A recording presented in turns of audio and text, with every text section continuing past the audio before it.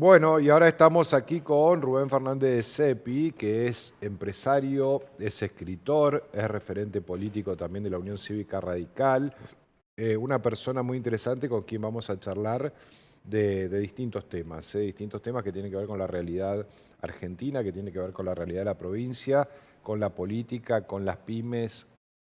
Vamos a recorrer un lindo camino. Rubén Fernández Cepi, gracias por haber venido. ¿Cómo estás? Santiago, muchísimas gracias a vos, a todo el equipo, a toda la producción. Un gusto siempre compartir con vos y tu equipo. Bueno, igualmente, Rubén. Bueno, a ver, ¿por dónde arranco? Vamos por tus encuentros con el sector PYME, con el Movimiento Nacional PYME. Sé que estuviste en Buenos Aires, sé que estuviste también en Mendoza, San Rafael en Mendoza. San Sí. Rafael Mendoza. ¿Qué te trajiste de lo que están planteando hoy las pymes en todo el país?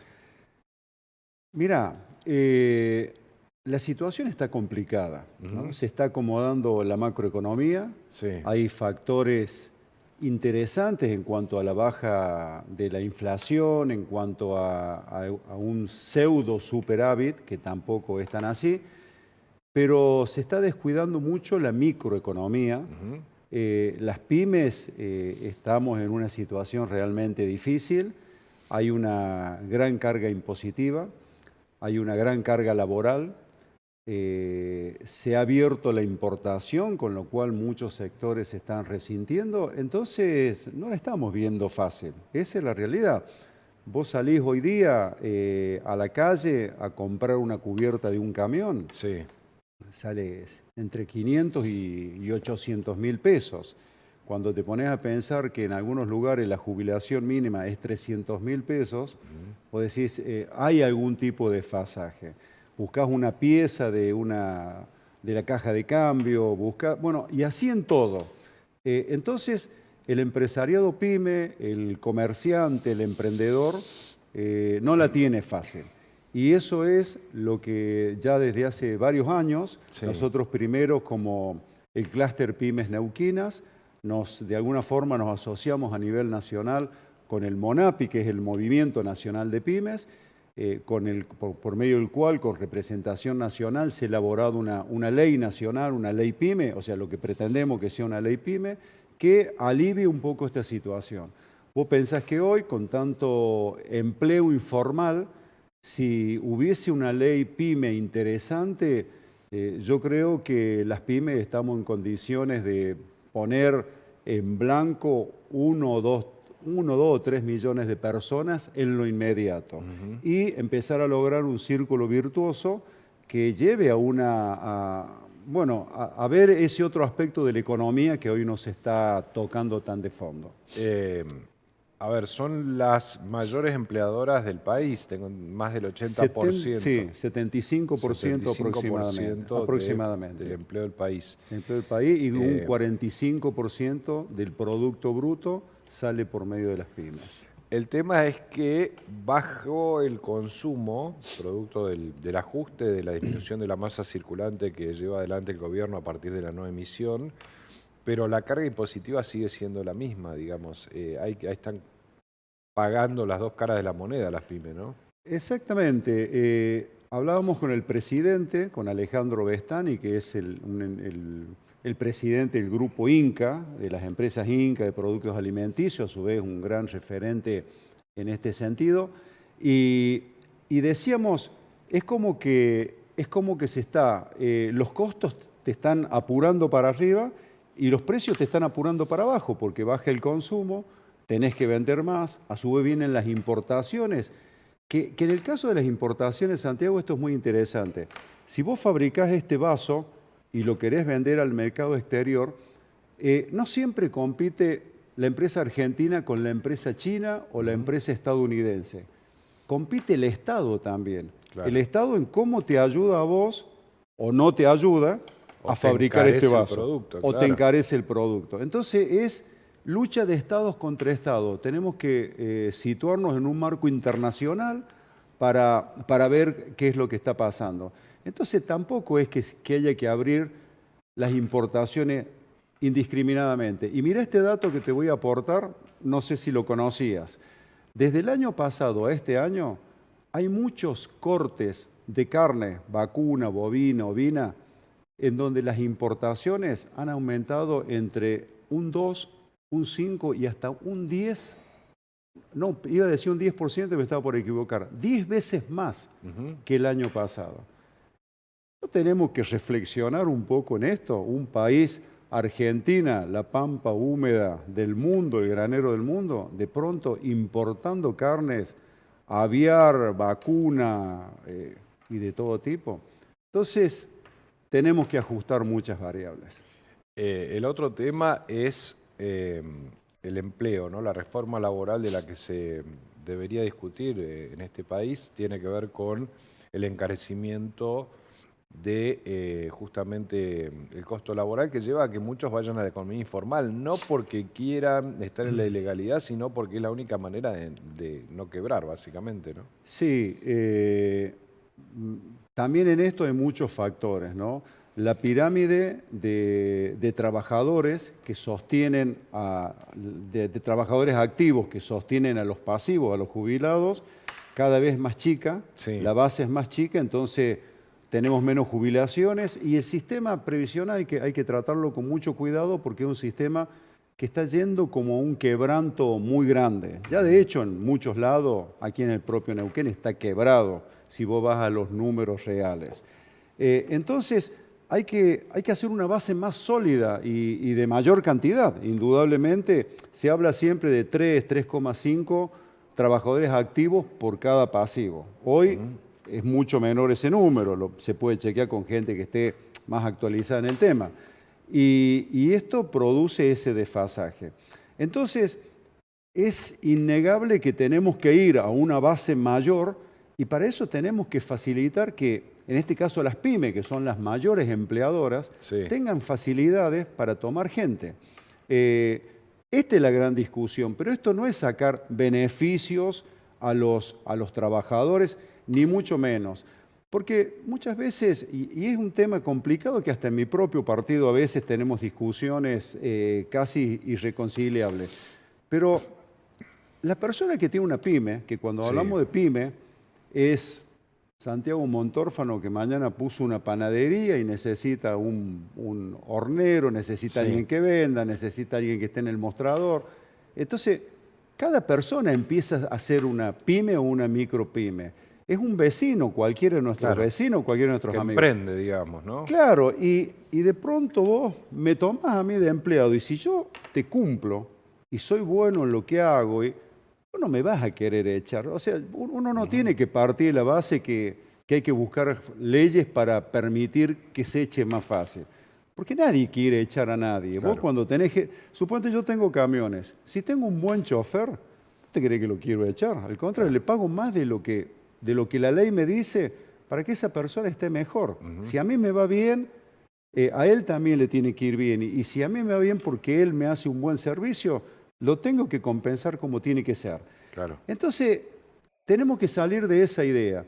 Entonces, tenemos que ver cómo nos ayudamos socialmente. Tenemos que ser inteligentes en esto, ¿no? En ver cómo socialmente mejoramos esta situación para que además todas esas personas que están en la marginalidad laboral puedan tener acceso a obras sociales, a la salud, que hoy no lo están teniendo. Entonces, bueno, es un problema que hay que tratarlo con la seriedad que ¿Y que cómo dispone. juega el Estado en todo esto? Porque yo siempre digo, hay una apetencia a veces de los neuquinos muy difundida, que es quiero entrar en el Estado. Es muy común escuchar y en realidad es un problema porque no debería ser así, ¿no? Quiero entrar en el Estado porque, bueno, la gente ahí encuentra estabilidad, encuentra un montón de cosas que en el mundo privado no es tan fácil de conseguir. Ahora esto tergiversa mucho también el mercado laboral del privado, ¿no? Que exista esta opción de que el Estado absorba y además en la cantidad que absorbe mano de obra. Sí, Neuquén particularmente, bueno, yo lo he de alguna forma manifestado en los libros con estudios serios de estadísticas y números concretos, como en prácticamente 20 años Sí. la población aumentó el 53% y el Estado, los empleos públicos aumentaron el 91%. Claro, claro. No hubo ni siquiera una proporcionalidad en ese crecimiento. Entonces, ¿qué pasa? Sí, yo sí tengo una seguridad de que voy a tener un sueldo, la obra social, los beneficios, las vacaciones. Muchas veces es tentador tener esa posibilidad, esa zona de confort. Ahora, es muy linda la actividad privada. Sí, seguro. El desafío privado es muy lindo, a pesar de que muchas veces, y te diría que la mayoría de las veces tenés sinsabores, pero la posibilidad de atravesar ese techo que tenés con los empleados, con los empleos públicos, Sí. o incluso con los empleos privados, la tenés ahí al alcance de la mano. Claro. Si vos le ponés creatividad, voluntad, también tiene que haber una dosis de suerte, que la suerte se acompaña con esto, con esfuerzo, con voluntad. Sí. Atravesás ese techo y lográs otras cosas maravillosas. Claro. Pero es parte de una cultura. Antonio Banderas se quejaba porque decía que los españoles, el 70% de los estudiantes españoles querían ser funcionarios o tener un puesto en el Estado. En cambio, los estadounidenses, el 70% quería buscar herramientas para desarrollar sus proyectos, sus ideas.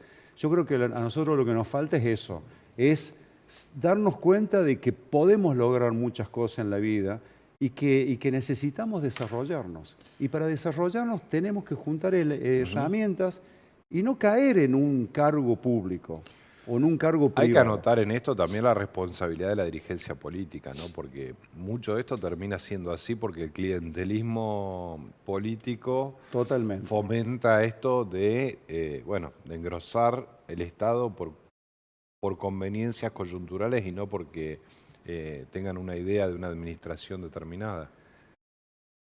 Mira, Santiago, yo en los años 82 era estudiante universitario y le pido a los jóvenes que entiendan esta situación. Nosotros en el 82 vivíamos una dictadura militar. En el 83 fue nuestra primera democracia, digamos, de esta etapa contemporánea, por decirlo de alguna forma. A nosotros nos costó mucho la democracia y yo tengo un sentido muy grande de la democracia.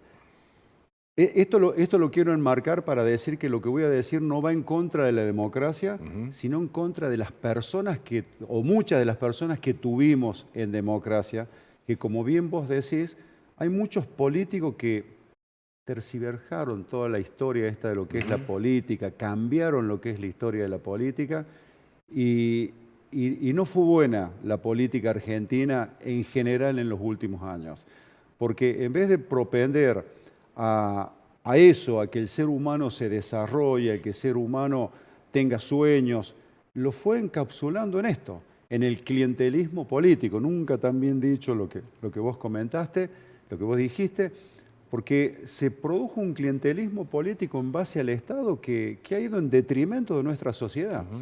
Tenemos que cambiar esa idea. Claro. Tenemos que cambiar esa idea. Yo muchas veces lo digo en distintos ámbitos y me dicen, che, es incorrectamente político. Bueno, pero ya no es político decirlo, esto, claro. Es una cuestión social de ver cómo nos organizamos, ¿no? Rubén, estuviste, acá tenemos tu libro de Neuquén a Rusia, tiene que ver con lo que vos fuiste observando en tu viaje y lo has redactado y lo has escrito y lo has publicado. ¿Qué pasa en el mundo que no pasa en la Argentina? O al revés, ¿qué pasa aquí en Neuquén y que no pasa en el mundo, digamos, ¿no? ¿Qué subrayarías de esa experiencia? Y es amplio, es amplio. El mundo hoy tiene, según distintas instituciones, tiene 195 países reconocidos. Según la ONU, según los Juegos Olímpicos, tiene un poco más de 200. Bueno, entonces, en este mundo, que en definitiva es como que en cada porción geográfica somos un conjunto de seres humanos que tenemos una historia distinta, nos hemos desarrollado distinto, tenemos un concepto de la libertad, del amor distintos. También hemos tenido organizaciones económicas y políticas distintas. Entonces, de pronto, podés ver países. A mí me gusta mucho comparar, ¿no? Algunos dicen, no está bueno, porque si te comparás con uno peor te sentís poderoso, si te comparás con uno mejor te sentís mal. Yo creo que no, que vos te tenés que... Todos los seres humanos nos comparamos. Cuando decimos cómo estás Claro. y yo te cuento cómo estoy, ya estamos de alguna forma comparándonos en el buen sentido. Yo siempre digo que todas las cosas las podés tomar en buen o mal sentido. Entonces, en el mundo hay de todo, Santiago. Hay de todo. Hay países que viven como en las épocas de las cavernas prácticamente, con sistemas totalmente autoritarios, con muchas anarquías. Y hay países que se han logrado, una armonía social tan linda, tan grande. De pronto, cuando vemos una película de los vikingos, por ejemplo, yo nombro los países escandinavos, ¿no? Sí. Suecia, Noruega. Claro, te ponía a ver las películas de los vikingos, que eran unos bárbaros, que mataban, que asesinaban, que violaban. Y de pronto vas ahora y los ves como unas señoritas rubias en un sistema, en un sistema armónico. Vos decís, ¿cómo se produjo este cambio? Claro. O suponete, ves, no sé, el otro día veía Corazón Valiente de Mel Gibson, ¿no? La independencia de Escocia de los ingleses. Y vos decís, che, vivían en la selva, en los bosques, eran bárbaros, se mataban, la vida valía menos que la vida de una gallina y de pronto los tipos tienen estos sistemas, bueno, han logrado esa armonía. Entonces yo lo que creo que nosotros tenemos que ser observadores de esas sociedades. Decir, bueno, ¿cómo lograron hacer ellos y qué es lo que podríamos hacer nosotros? La mala noticia puede ser que no hemos tenido políticos a la altura de estas circunstancias. El desafío, ¿no? En ese desafío. La buena noticia podría ser que tenemos todos los recursos y todas las posibilidades. Y la mejor noticia es que estamos vivos. Es que mientras estemos vivos en esto que llamamos vida, tenemos posibilidades, ¿no? Entonces me parece... y nosotros tenemos una oportunidad que no tuvieron otras sociedades, ¿no? Digo, a ver, vamos al lugar común, pero Vaca Muerta y la minería y el turismo y todo lo que tenemos aquí ya viniendo a la provincia, es una oportunidad que a veces yo creo que nos juega en contra, porque uno termina siendo como el hijo bobo, ¿no? Papá tiene plata, entonces no me desarrollo y tal vez a la sociedad le pase algo parecido. Sabemos que tenemos riqueza, entonces tal vez descansamos demasiado sobre eso. Digo, la oportunidad está, el tema es qué hay que hacer con ella, ¿no? Sí. Los países, hace 50 años, o sea, no hace tanto, hace 50 años, Arabia Saudita, lo que es Bahrein, lo que es Kuwait, lo que es los Emiratos Árabes, dentro de ellos Abu Dhabi, eran pueblos de pescadores sobre el Mar Rojo. Sí. Una población que subió un camello en medio del desierto, pescaba un bichito, y hoy son, no sé si superpotencias, pero son sociedades muy desarrolladas con edificaciones que nos asombran, ¿no? El edificio más alto del mundo, 828 metros. 828 metros, el Abu Khalifa. Una locura. Una locura con, no sé, con pistas de patinaje de hielo en medio del desierto. Bueno, cosas locas, ¿no? ¿Cómo lograron eso ellos? Son países también que tienen lo mismo que tenemos nosotros, gas y petróleo. Ahora, hay países que se desarrollaron como los Emiratos Árabes, o estos países de nombre. Hay países que se desarrollaron como Noruega, donde pusieron su fondo anticíclico noruego, que estudiamos algo de eso para hacer nuestro fondo anticíclico neuquino, no lo cumplimos acá. Y hay países como Angola o Nigeria que tienen las mismas o más cantidades de petróleo que nosotros. De hecho, producen más petróleo que nosotros en este momento, y son países que están subdesarrollados. Y ten el caso extremo de Venezuela, que hace 25 años era un país que alumbraba como una potencia, como que iba a ser una potencia mundial, y de pronto está en un decaimiento total. Entonces, indudablemente que el recurso solo no alcanza. No es tener la vaca atada, no alcanza con eso. No Hay que alcanza, hacer, tiene bueno, que a ser... propósito, por ejemplo, de la diversificación productiva que hay que hacer en la provincia, que es Exactamente. una mague hace tantos años y que no se termina de... Exactamente. Y vos sabés que este libro, de Neuquén a Rusia, me pasaba que en muchos viajes, si yo te dijera hoy día Luanda, vos decís, Luanda, qué sé yo, ¿qué es Luanda? Bueno, Luanda es la capital de Angola, que es uno de los principales países de petróleo también. Pero nadie la conoce y de pronto, no es para sentirnos ofendidos, pero cuando vos decías en Canadá, en Estados Unidos, Neuquén, y no sabían qué era Neuquén. Claro. No sabían, por ahí interpretaban más qué es la Patagonia, qué es Vaca Muerta. Entonces, en este libro yo también quise mostrar lo que es Neuquén. Bien. Y yo, siendo una persona que no nací en Neuquén y que adopté Neuquén como mi lugar de residencia, donde viven mis hijos, lo admiro mucho. He logrado apreciar que Neuquén está rodeada de dos ríos, más un río por el medio, el río Neuquén que la serpentea, una cordillera en donde tenemos paisajes que no tenemos nada que envidiarle a Suiza, en donde tenemos riqueza que no tenemos nada que envidiarle a Noruega, en donde tenemos las hidroeléctricas. Como vos decías, tenemos todo, pero yo insisto, no hemos administrado bien. Bueno, los propios dirigentes de ahora te dicen, encontramos una provincia devastada, y vos decís, ¿cómo una provincia devastada con esto que estamos hablando? Bueno, no hemos hecho la cosa bien. Las estamos haciendo bien en el grado que necesitamos.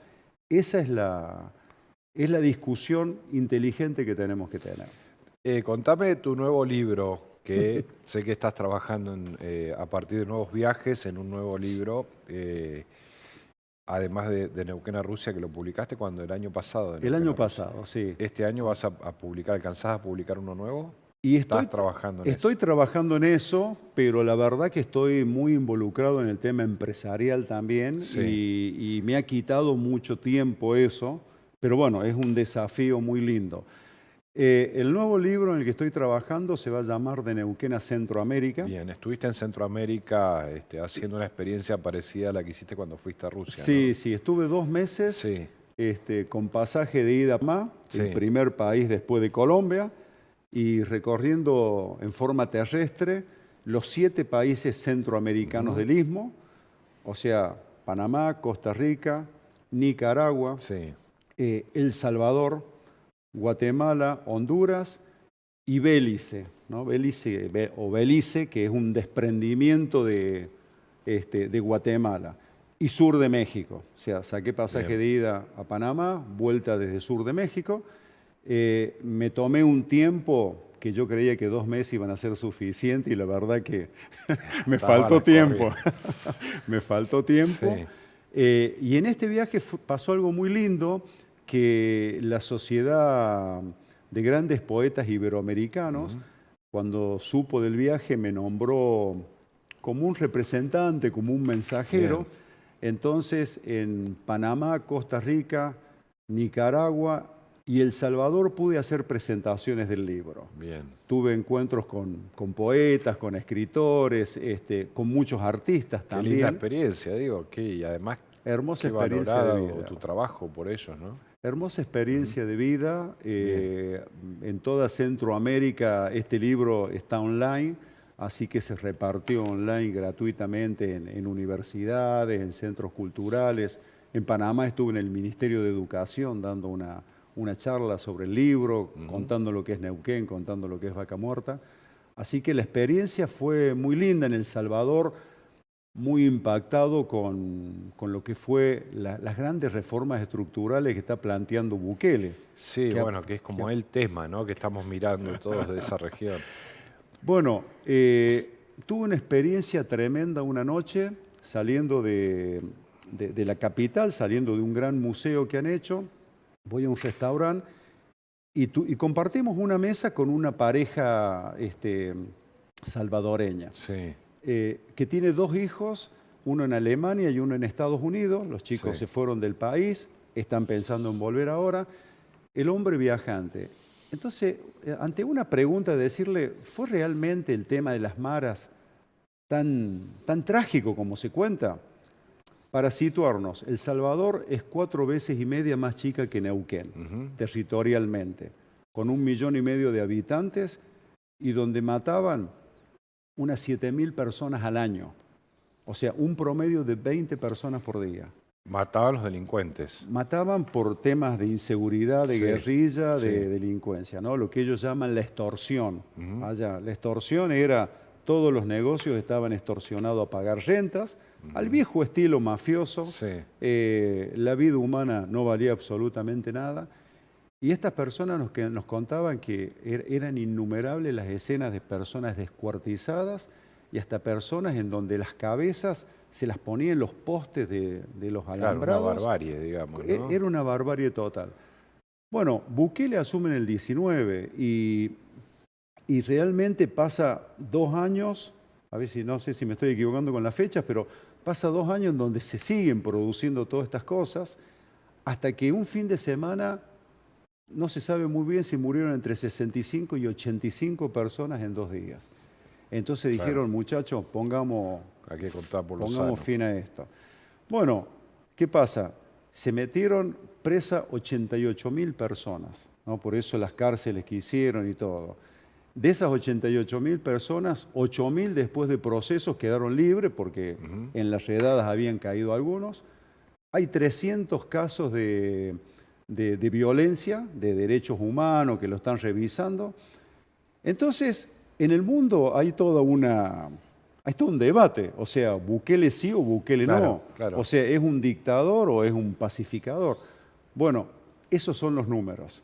O sea, 7.000 personas muertas por año y hoy hay 300 personas, o 352, ponele, en donde ha habido violación a los derechos humanos, excesos en las fuerzas públicas, o sea, se están investigando. Los números de por sí solo hablan, ¿no? Claro, o sea, una vida humana es importante, por supuesto, pero lo que te quiero decir es que el terror imperaba en esa sociedad. De noche nadie salía, los salvadoreños están conociendo sus ciudades de noche recién ahora en los últimos años. El amor que tiene a Bukele yo diría que es casi total, casi total. Consenso absoluto. Un consenso absoluto. Encontré 2 personas nomás que lo objetan en el tema educativo, otros que lo objetan en el tema económico. Bukele los reconoce esos aspectos y dice, bueno, estamos acomodando. O sea, había que acomodar el tema de seguridad primero. Sí. Bueno, todos estos temas los fui detectando y los voy a volcar en un libro. Bueno, todo eso va a estar en De Neuquén a Centroamérica, tu próximo libro. Avisanos, por favor, cuando lo publiques, que vamos a estar charlando aquí, por supuesto. No te quiero dejar de hacer una de política de aquí como dirigente de la UCR. ¿Cuál es la situación y qué va a hacer la UCR o qué debería hacer, según tu opinión, la UCR de cara a octubre? Mira, perdóname que te saque un tema tan amplio, pero es parte de nuestra realidad también. Es parte de nuestra realidad. Y parte de nuestra realidad y de nuestro sincericidio sería decir de que indudablemente el partido no, te hablo de nivel nacional, provincial y local, no tenemos una inserción real en la sociedad en este momento. Hemos quedado un poco fuera de foco. Tenemos un presidente a nivel nacional que es una persona muy preparada, muy inteligente, pero que según algunos aspectos psicológicos y sociológicos que se han hecho, no hay una pertenencia real al partido, no está logrando transmitir los valores que tiene este partido. Creo, y esto ya como una autocrítica, no hemos sabido transmitir todo esto. Recién lo conversábamos fuera de cámara con otra gente, cómo se está manejando hoy día el tema de redes sociales, cómo se está manejando el tema con la gente más joven, la apatía que hay. Y todo eso, todo ese combo de cosas ha conspirado para que los partidos estemos perdiendo vigencia en esto. O sea, no hayamos sabido, es una responsabilidad de quienes nos consideramos dirigentes, digamos, ¿no? Entonces creo que nosotros estamos en un proceso de reconversión de todo esto, de tratar de insertarnos, porque dentro del radicalismo a nivel nacional ni hablar, pero a nivel provincial también tenemos muchas personas muy interesantes en el tema de cultura, en el tema de educación, en el tema de seguridad. Tenemos personas que han viajado por todo el mundo viendo la seguridad industrial, por ejemplo, en todos lados. Sí. Tenemos personas, ingenieros, arquitectos, docentes. O sea, nosotros estamos en condiciones de hacer un gran aporte a la sociedad y creo que no estamos encontrando los medios. Es una forma rara, ¿viste? Lo estamos hablando como en un café, así como una charla de amigos realmente. Estamos trabajando en eso, en ver cómo podríamos lograr, para todo esto que hablamos, los recursos que tiene Neuquén, que no son riquezas ya dadas a la gente, no es son plata en el bolsillo, posibilidades, claro. potencialidades, cómo hacer para que eso lo podamos volcar en una mejor calidad de vida y empezar a igualar estos países de los que hablábamos. No quiero igualarme con los de abajo, quiero apuntarle a los de arriba. Quiero apuntarle a una Australia, a un Canadá, a un Estados Unidos, a una Suecia, a una Noruega. Y lo podemos hacer y estamos en condiciones de hacerlo. Bueno, tenemos que ayornarnos, ¿no? Rubén Fernández Seppi, muchas gracias por haber venido, como siempre, muy gentil, muy interesante la charla y que sabés que las tenemos en off y también a veces las tenemos aquí para que toda la audiencia pueda escuchar también tu experiencia y tu trabajo. Gracias. No, yo te agradezco como siempre, Santiago, le agradezco a tu equipo, agradezco a la gente que comunica, porque creo que esto que estamos hablando de la falta la gran apatía que hay, las faltas de dirigentes, la falta de liderazgo, la tenemos que lograr, pero nos tenemos que involucrar. Gracias. Así que muchísimas gracias. Gracias. Rubén Fernández Seppi, empresario, dirigente político, escritor, aquí compartiendo con nosotros su mirada, la mirada de alguien que ha viajado mucho, pero que no solo ha viajado, sino que se ha dedicado en esos viajes a estudiar las sociedades que ha visitado y a compararlas, ¿por qué no?, con lo que nos pasa a nosotros. Eso va quedando en sus libros, de Neuquén a Rusia, y ahora se viene de Neuquén a Centroamérica, que cuando esté publicado, por supuesto, también lo vamos a compartir aquí con todos ustedes. Así hemos llegado al final de Otro Dato. Les agradecemos como cada jueves que estén allí en la pantalla de 24/7 Canal de Noticias, compartiendo con nosotros todos estos temas que nos resultan relevantes y que nos gusta, por supuesto, poner en pantalla para compartirlos y disfrutarlos con todos ustedes. Buenas noches y hasta el jueves que viene.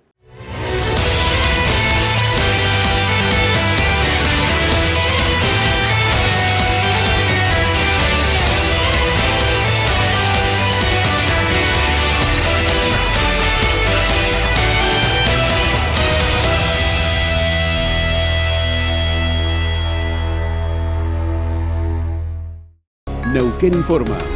Noticias destacadas. El gobernador Rolando Figueroa recorrió distintas localidades del interior de la provincia, donde dejó inauguradas 4 obras educativas: la Escuela 74 de Cabiahue, la 149 de Guaraco y las ampliaciones de las escuelas 110 de Pichahue y 94 de Barbarco. No hay mayor acto de rebeldía que provoque una revolución, sobre todo para un hijo de una familia humilde, el poder estudiar, ¿no? Estuvimos en Guaraco, en Cabiahue, inaugurando escuelas nuevas, una escuela que se había quemado. También estuvimos en Barbarco inaugurando una ampliación y también estuvimos en Pichahue haciendo otra ampliación, ¿no? Entonces creo que la revolución de hoy en día viene por el lado de la educación. Más información en neuqueninforma.gov.ar.